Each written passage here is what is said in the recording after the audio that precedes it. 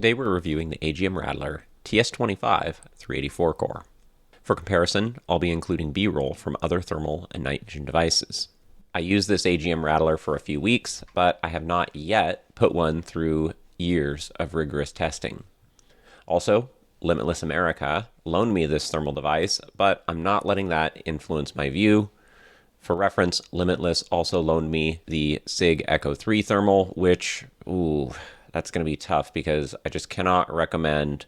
It's the truth, and I hope they can forgive me. First impressions. This device is coming in at $2,000 street price, $1,999.99, whatever. Anyway, it's actually a great price for a scope this good. Seriously, military units have gone to war using inferior thermal sensors than the one that comes factory in this optic. The optic's body is milled aluminum. It's lightweight and seems rugged, and the very delicate sensor lens is recessed and protected behind a built-in cover. Even though the body's metal, thermal scope is actually very light compared to some other competitors like the iRay MK1 series. It comes with an American Defense Manufacturing mount, and it feels rugged yet minimalist. The optic mounts far back on the rifle, making it easy to point and shoot. It took me some time to figure out the menus, and I wish it was easier to change the view settings out in the field. Playing around with the scope, I was really impressed with the initial build quality, and for the price, I was really impressed with the picture image. For the money, the TS25-384 core has a much better picture image than some more expensive scopes. I'm looking at you, 2X Sig ECHO3. Oof. Specs and quality. The 25mm lens on the TS25-384 core has a base magnification of 1.5x, giving it a very impressively wide field of view. Inside of 50 yards, the image quality is very clear. From 50 to 150 yards, the image quality is decent and absolutely serviceable.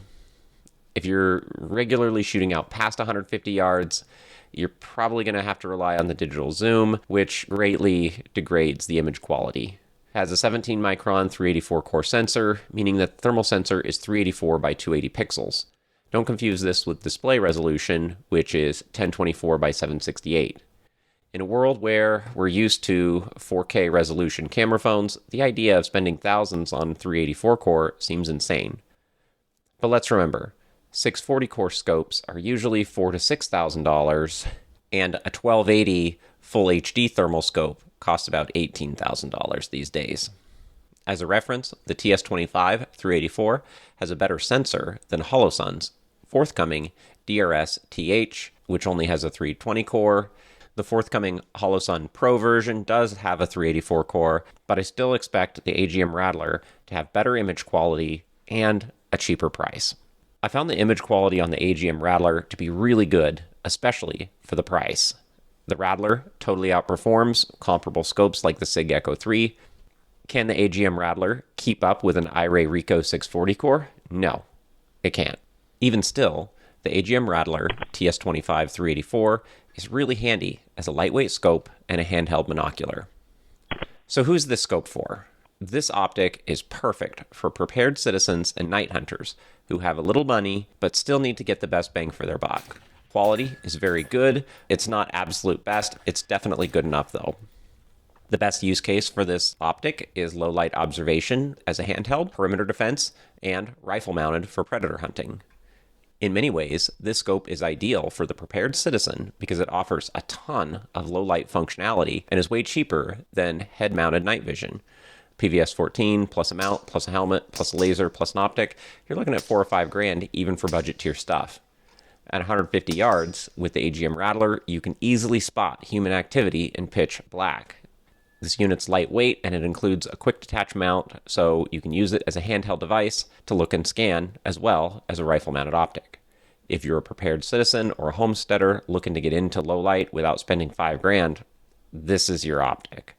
On the other hand, if you're a seasoned, frequent night hunter and you go out at least once a week, you're engaging targets past 100 yards on a regular basis, you get more glass. Likewise, if you're making night fighting an absolute top priority and you got the money, you probably want to upgrade to a 640 core thermal and just bite the bullet and pay it. What are the problems with the AGM Rattler? The problems I've had with the Rattler all have to do with battery life. They say that the batteries last 4.5 hours, but I ended up chewing through a ton of CR123s making this video. I did try it out with rechargeable CR123s, and those actually seem to work pretty well with it. Even still, I'd rather not be changing batteries at 3 a.m. if I have the choice. The other downside to the AGM Rattler is that the unit seems to have some sort of a passive battery drain. So if you leave batteries in this device for a few days, they will noticeably degrade. I got around this by staging the rifle in my safe with the battery door partly open so the circuit wasn't complete. Open the safe, get the rifle, close the battery door, boot up the scope. It's still a real downside. So if you're a serious predator hunter, if you're a serious prepared citizen, you could get around the short battery life and the passive drain. Use magnetic USB connectors, connect to a USB power bank. If you want, you could connect that to the rifle. There's ways around it, but it's still a downside. I also should mention that even though this unit's 384 core sensor is good enough at base magnification, it's never going to be a 640 core, so don't expect much quality out of the digital zoom. Inside 150 yards, it's pretty good though. Even with all these downsides, I still really love this scope, and I would totally buy it myself. I'd recommend it to friends, unlike some of the other optics that I've reviewed. I'm looking at you, Sig Echo. Conclusion. Compared to other units in the price range, the Rattler is definitely my top choice. While it's not the absolute best, it's definitely good enough for most use cases, including those of prepared citizens.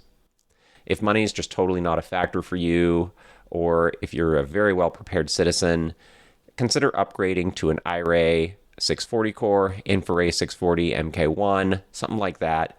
You're going to get better picture, importantly, a much longer battery life out of the InfraRay scopes. Even still, the AGM Rattler totally rocks, and I think it's an excellent value, and it's probably the right balance of quality and value and performance for most of your homesteaders, most of your prepared citizens. Is it a $5,000 scope? No, but I've seen this $2,000 scope outperform $3,000 scopes for sure, making it just an excellent value.